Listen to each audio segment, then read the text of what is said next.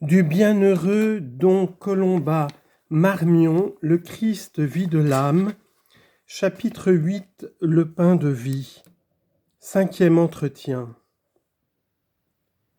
Or, il y a une disposition générale très importante qui se tire de la nature de l'union et qui sert admirablement de préparation habituelle à notre union à Jésus-Christ et surtout à la perfection de cette union. C'est le don total fréquemment renouvelé de soi-même au Christ Jésus. Ce don de nous-mêmes au Verbe incarné a commencé au baptême. C'est la première prise de possession de notre âme par le Christ. Nous avons alors commencé par la grâce à nous assimiler à Dieu, à lui demeurer unis. Or, plus nous demeurons dans cette disposition foncière qu'a inauguré le baptême, de mort au péché et de vie pour Dieu, mieux nous sommes préparés de loin à recevoir l'abondance de la grâce eucharistique. Rester attaché au péché véniel, à des imperfections délibérées, à des négligences voulues, à des infidélités réfléchies, toutes ces choses ne peuvent que froisser le Seigneur qui vient à nous.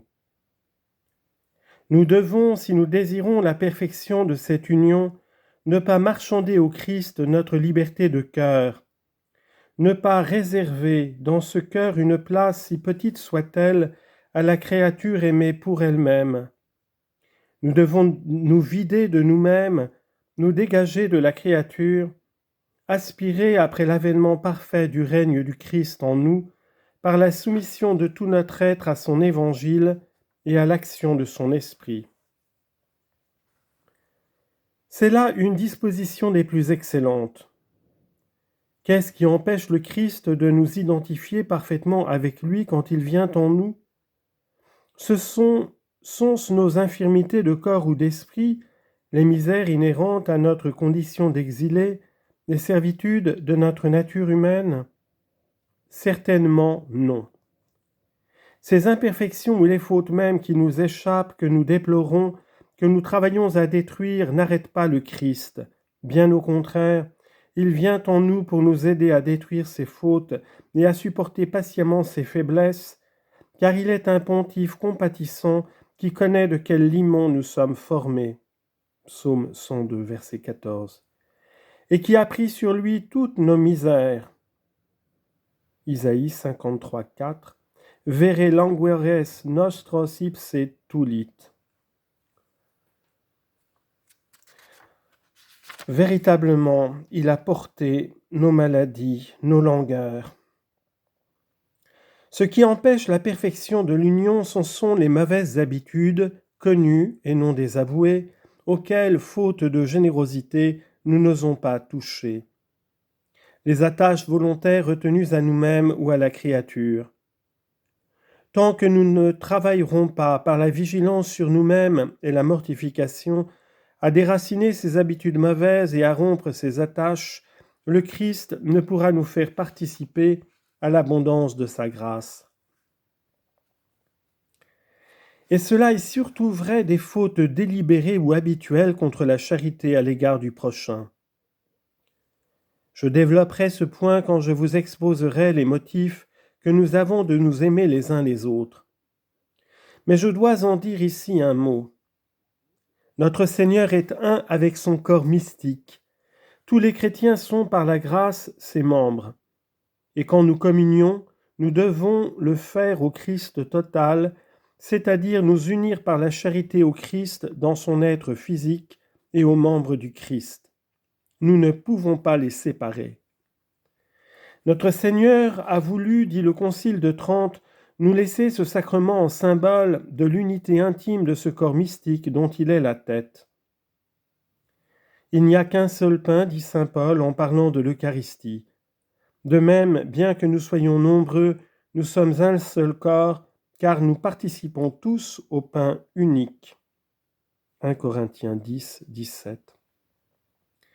Écoutez ce que nous dit le Christ Jésus lui-même.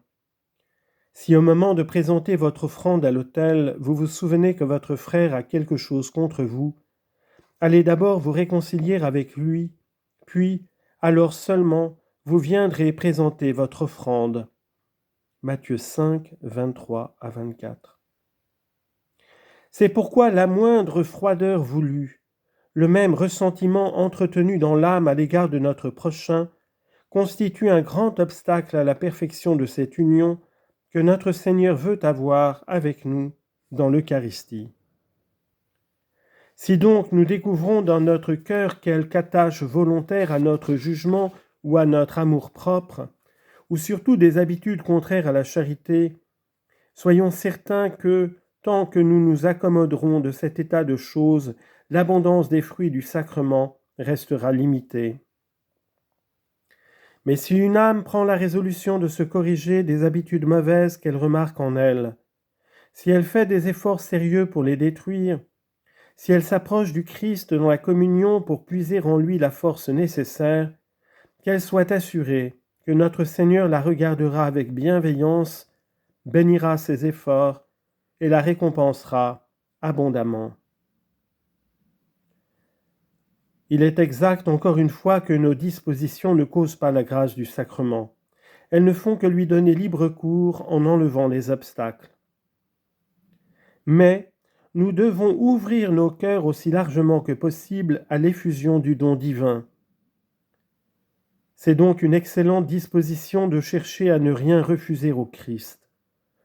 Une âme qui demeure habituellement dans cette disposition d'écarter d'elle tout ce qui peut froisser les regards de l'hôte divin et de se tenir toujours prête à accomplir sa volonté divine est admirablement adaptée à l'action sacramentelle. Et quelle en est la raison ? L'Eucharistie est le sacrement de l'union, ainsi que l'indique le mot communion. C'est pour s'unir à nous que notre Seigneur vient en nous. Unir, c'est faire de deux choses une seule chose. Mais nous nous unissons au Christ tel qu'il est. Or, toute communion suppose le sacrifice de l'autel et par conséquent l'immolation de la croix. Dans l'offrande de la Sainte Messe, le Christ nous associe à son état de pontife. Dans la communion, il nous fait participer à sa condition de victime.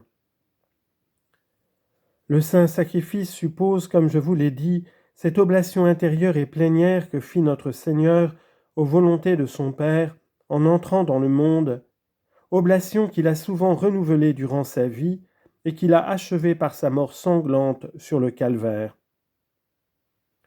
Tout cela, dit saint Paul, nous est rappelé par la communion. Chaque fois que vous mangerez ce pain et boirez ce calice, vous annoncerez, c'est-à-dire vous rappellerez la mort du Seigneur. Quotiescumque enim manducabitis panem et calicem bibetis, mortem Domini annunciabitis, donec venias. 1 Corinthiens 1, 26. À chaque fois que vous mangez de ce pain et buvez à ce calice, vous annoncez la mort du Seigneur jusqu'à ce qu'il vienne. Le Christ Jésus se donne à nous, mais après être mort pour nous, il se donne en nourriture, mais après s'être offert en victime. Victime et nourriture sont dans l'Eucharistie, sacrifice et sacrement, deux caractères inséparables. Et c'est pourquoi cette disposition habituelle du don total de soi-même est si importante. Le Christ se donne à nous dans la mesure où nous nous donnons à lui, à son Père, à nos frères qui sont les membres de son corps mystique. Cette disposition foncière nous assimile au Christ, mais au Christ victime. Elle établit de la sympathie entre les deux termes de l'union. Quand notre Seigneur trouve ainsi une âme disposée, livrée pleinement et sans réserve à son action, il agit en elle avec cette vertu divine qui, parce qu'elle ne rencontre pas d'obstacle, opère des merveilles de sainteté. L'absence de cette disposition unionis, de cette disposition à l'union, explique pourquoi aussi plus d'une âme avance si peu dans la perfection malgré de fréquentes communions. Le Christ ne trouve pas dans ces âmes la souplesse surnaturelle qui lui permettrait d'agir librement en elles. Elles sont divisées par les attaches volontaires non désavouées qu'ils retiennent à la créature, à leur vanité, à leur amour-propre, à leur susceptibilité, à leur égoïsme, à leur jalousie, à leur sensualité, et qui empêchent que l'union entre elles et le Christ se fasse avec cette intensité, cette plénitude par laquelle s'opère et s'achève la transformation de l'âme. Demandons à notre Seigneur lui-même de nous aider à acquérir peu à peu cette disposition fondamentale. Elle est extrêmement précieuse parce qu'elle adapte merveilleusement notre âme à l'action du sacrement de l'union divine. À cette disposition d'union qui sert excellemment de préparation habituelle, nous pouvons en joindre une autre, éloignée également, mais plutôt actuelle, et qui consiste à orienter chaque jour, par un acte explicite, toutes nos actions vers la communion, de façon que notre union au Christ dans l'Eucharistie soit vraiment le soleil de notre vie. Lors de son ordination sacerdotale, saint François de Sales prit la résolution de faire de tous les moments du jour une préparation au sacrifice eucharistique du lendemain, de façon à pouvoir répondre en vérité si on lui demandait raison de sa conduite, « Je me prépare à célébrer la messe ». C'est là une pratique excellente. Mais s'il est vrai que nous ne pouvons jamais rien faire sans le Christ Jésus, combien plus cela se vérifie-t-il quand il s'agit pour nous d'accomplir l'action la plus sainte de chacune de nos journées.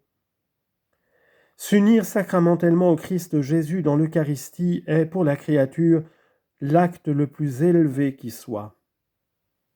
Toute la sagesse humaine, si éminente qu'elle puisse être, n'est rien en comparaison de cet acte. Nous sommes incapables de nous y disposer convenablement sans le secours du Christ lui-même. Nos prières montrent le respect que nous avons pour lui, mais c'est lui-même qui doit se préparer en nous une demeure. Comme le dit le psalmiste, c'est le Très-Haut qui doit sanctifier son tabernacle. Sanctificavit tabernaculum sum altissimus. Psaume 45, verset 5. Demandons à notre Seigneur en allant l'après-midi le visiter au sacrement de l'autel. Ô Christ Jésus, Verbe incarné, je désire vous préparer une demeure en moi, mais je suis incapable de cette œuvre. Ô vous, sagesse éternelle, disposez mon âme à devenir votre temple par vos mérites infinis. Faites que je ne m'attache qu'à vous seul. Je vous offre mes actions et mes souffrances de ce jour, afin que vous les rendiez agréables à vos regards divins et que demain je n'arrive pas devant vous les mains vides.